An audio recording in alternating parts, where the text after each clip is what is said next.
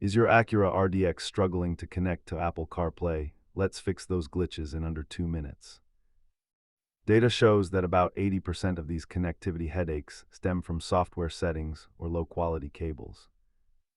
Before you head to the dealer, follow this troubleshooting flow to isolate the culprit. Start by testing a verified Apple cable and clearing any debris from your phone port.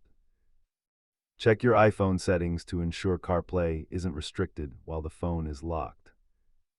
If it still fails, a hard reboot of the Acura infotainment system often clears the glitch.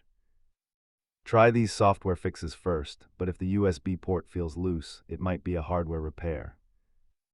As you can see, the cable is the most frequent offender by a significant margin. Always check for official Acura system updates before paying for a dealership diagnostic. Keep a high-quality cable in your glove box to rule out connection issues instantly.